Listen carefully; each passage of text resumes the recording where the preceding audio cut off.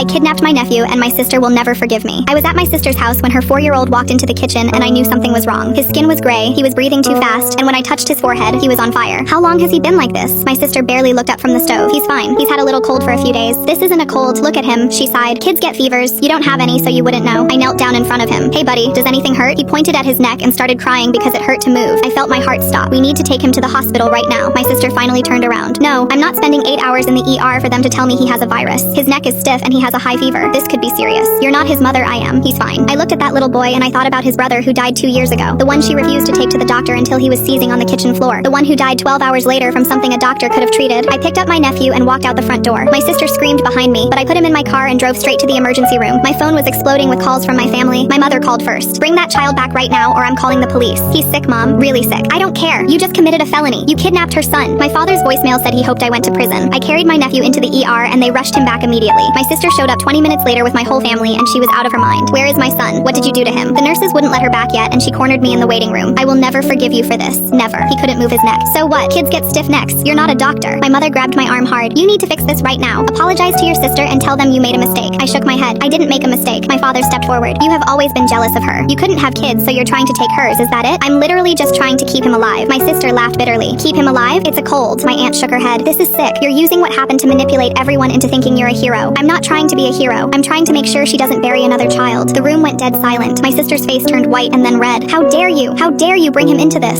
Someone has to, since you apparently learned nothing. She lunged at me and my father had to hold her back. My son died and you're using his grave to justify stealing my other child. My mother pointed at me. That was cruel. What kind of person throws a dead baby in a grieving mother's face? My aunt crossed her arms. If that little boy is fine, and he will be, I want you to know that nobody in this family will ever speak to you again. I sat there alone while they huddled around my sister telling her I was a monster. The doctor came out 45 minutes later and asked for my nephew's mother. My sister stood up and wiped her face. Is he okay? Can I take him home? The doctor paused. Your son has bacterial meningitis. When he arrived, his brain was already starting to swell. If he had gone to sleep tonight without treatment, he would not have woken up tomorrow morning. My sister grabbed the wall. The doctor looked at me. You saved his life. Another few hours and there would have been nothing we could do. Nobody said a word. My mother put her hand over her mouth. My sister slid down the wall onto the floor. My sister found me in the parking lot an hour later. Her face was swollen from crying. You had no right to bring up my son. You had no right to use his death like that. I looked at her. You almost made the same mistake twice. I wasn't going to let you put another baby in the ground. I got in my car and drove home. I don't care if she ever forgives me because at least her son is alive.